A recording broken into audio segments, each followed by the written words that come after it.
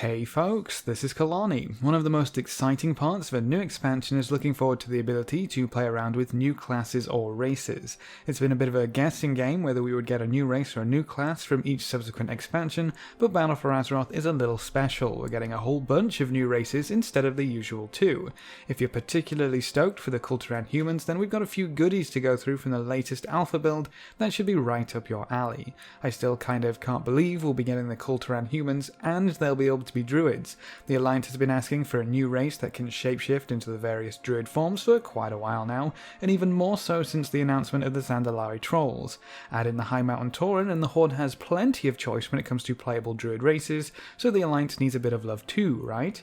The KUL'TIRAN humans have also been a hot topic since their varied body types were revealed, so Alliance players are kind of getting everything they wanted all in one nice little neat package. Or maybe not so little if you're playing one of the beefy KUL'TIRANs. Now the Zandalari trolls are super special trolls because they're getting all new druid forms which looks reflect their obsession with dinosaurs. Needless to say, they all look pretty awesome, but that means if another new druid capable race is stepping onto the scene, they've got to have something special too. The KUL'TIRAN humans will also be rocking some new druid forms for each shape-shifting ability, and instead of dinosaur themes we have something a little creepier. The KUL'TIRAN druids will be shape-shifting into creatures that resemble the Wicker Men in Drustvar.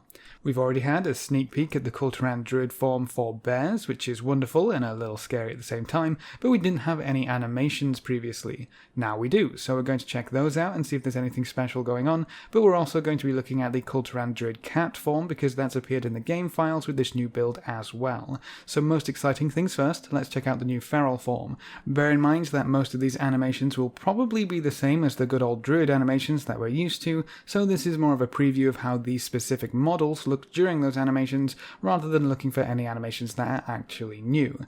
Also, this is all alpha footage, so of course everything is subject to change and may not reflect the finished product.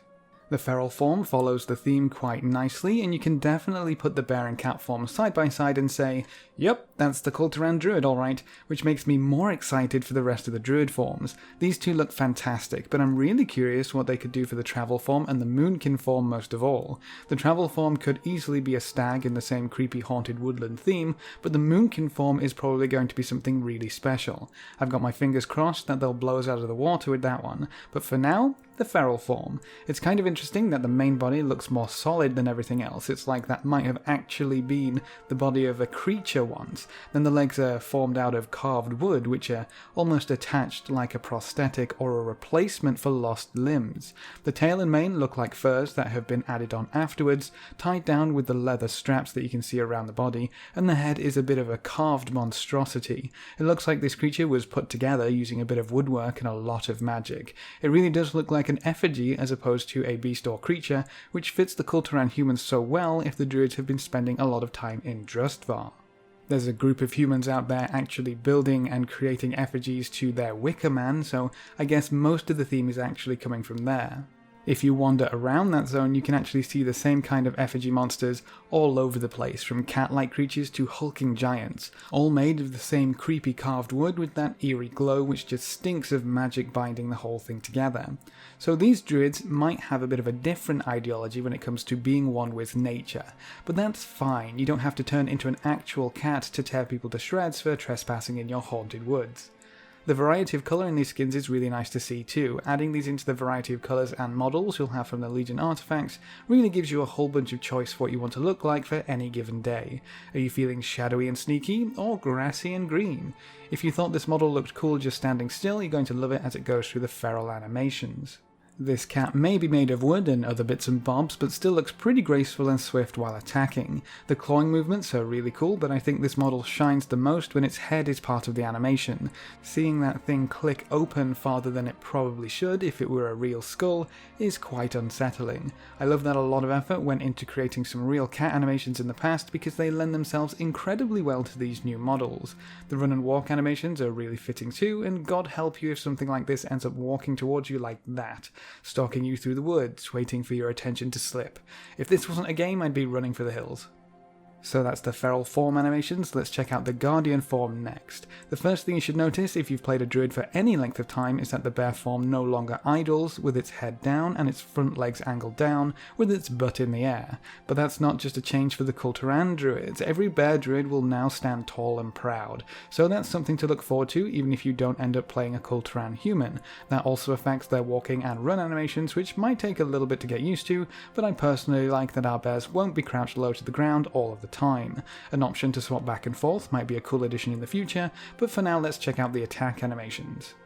Again, these animations are probably going to be the same for every Guardian Druid no matter what model your race turns into, but it's interesting to see the new models moving. I think all of these KUL'TIRAN Druid models are going to have their head as the centerpiece. A lot of the attention is definitely drawn there, and I think the best animations are the ones which make real good use of the skull. It looks like it almost unhinges in some of these animations. I wonder if the other models of bear have that much movement in their mouths, and again it makes me wonder what's going to happen for the remaining KUL'TIRAN Druid forms. They might have the best theme of druids in the game at this point, which makes me think I'm definitely going to have at least one alliance character going into battle for Azeroth, even if I stay on the Horde side for the most part. I hope unlocking the KUL'TIRANs isn't going to be a huge headache, but it's probably just some achievements and some rep like the rest of them. If you get your hands on Alpha, be sure to head on over to Justvar. Even if you're playing Horde mostly, you'll very quickly understand where the theme for these druid forms is coming from. It's a wonderfully creepy zone with a lot of questions left unanswered. The kind of place you really wouldn't want to stray too far from the road, but if you did, you might find something equally fantastical and dangerous. But that's it for this short little preview of the new KUL'TIRAN Feral Druid form and the KUL'TIRAN Guardian Druid form animations. What do you think so far? Are the KUL'TIRANs on your must-level list for Battle for Azeroth? Leave all your thoughts in the comments section below. A big thank you to all of our supporters on Patreon. You guys are the bee's knees for throwing a few coins our way. If you're interested in throwing away a few quarters, you can find a link in the description below.